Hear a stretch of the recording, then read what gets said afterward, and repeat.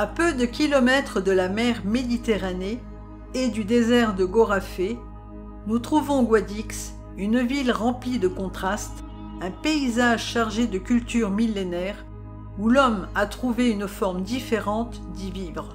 Nous n'allons pas parler de la ville de Guadix, ni de sa cathédrale, ou de ses 13 églises. Notre attention va se porter sur un secteur de cette ville atypique qui abrite 2000 maisons troglodytes. La présence de l'homme dans cette zone date de 1492. Les morts, issus de la civilisation musulmane, chassés par les troupes de la reine Isabelle la catholique, ont fui la ville pour se réfugier dans la montagne et y édifient des maisons-grottes. Ces cavernes habitées, avec le passage des siècles, sont la principale identité de Guadix. C'est pour cette raison que cette agglomération est connue comme la capitale européenne des demeures troglodytes. Le climat varie de -15 à plus de 50 degrés. Malgré ces écarts énormes, la température dans ces habitats reste constante, de 19 à 21 degrés, ce qui en fait des maisons très économiques en dépenses énergétiques. Pas besoin de climatisation ou de chauffage. C'est pour cette raison que les habitants préfèrent vivre dans ces bâtisses plutôt que dans un habitat traditionnel. À présent, nous poursuivons notre visite chez José, un habitant originaire de cet endroit. Bonjour José. Hola, buenas. Dehors il fait une chaleur terrible. Bonjour. Oui, aujourd'hui il fait très chaud. Peux-tu nous dire la température à l'intérieur de la maison grotte? La température dans la grotte ne change pas, autour de 20 degrés en toute saison. Juste le fait de passer la porte, nous sentons la différence. À l'extérieur, il fait 40 degrés et une fois passé l'entrée, la température devient agréable. Depuis combien de temps cette demeure est dans ta famille? Dans cette grotte, mes arrière-grands-parents et leurs parents y vivaient, ce qui représente 4 générations, environ 350 ans. Peux-tu nous dire comment tes ancêtres ont creusé cette grotte? La grotte a environ 500 ans. Elle fut construite par les musulmans quand ils furent expulsés de Grenade, par les rois catholiques. Combien de pièces comporte ce logement?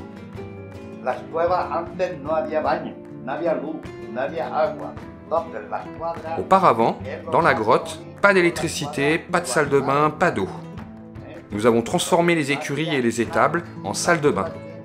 La maison a maintenant 120 mètres carrés habitables, composée de 3 chambres, 2 salles de bain, entrée, salon, salle à manger, cuisine, ainsi que de 2 terrasses extérieures.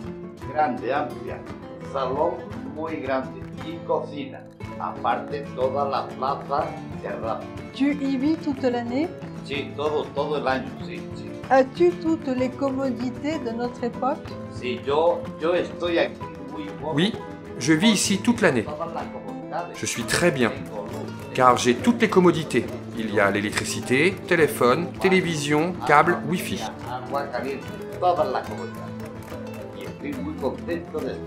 Pourrais-tu vivre dans un habitat moderne, en ville?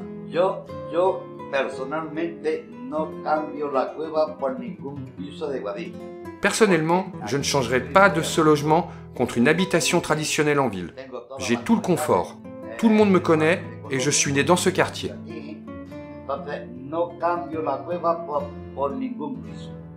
As-tu d'autres locations pour des appartements ou des maisons troglodytes sur Guadix?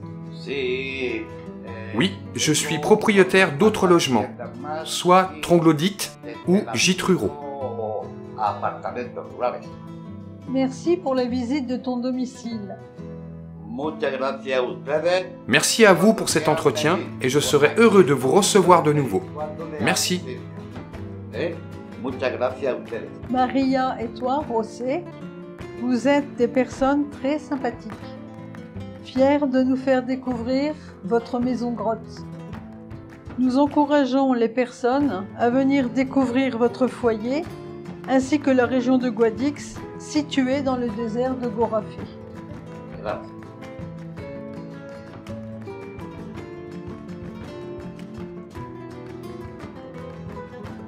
Bien qu'il y ait des cavernes dans toute la ville, la plus grande concentration se situe dans le quartier des grottes, avec son église Nuestra Señora de Gracia, dont l'intérieur a été également taillé dans la roche. De l'extérieur, son apparence ne diffère pas beaucoup des autres églises. Construite dans la seconde moitié du XXe siècle, située sur la place de Pedro Poveda, c'est l'un des temples chrétiens les plus uniques que nous ayons pu visiter. Nous entrons et après quelques pas vers l'autel, tout change. Sur le côté droit s'ouvre la sacristie et derrière elle, une ouverture creusée dans la même roche qui nous conduit dans un temple chrétien particulier. Au XVIe siècle, un ermitage pour le culte chrétien a été érigé dans une grotte.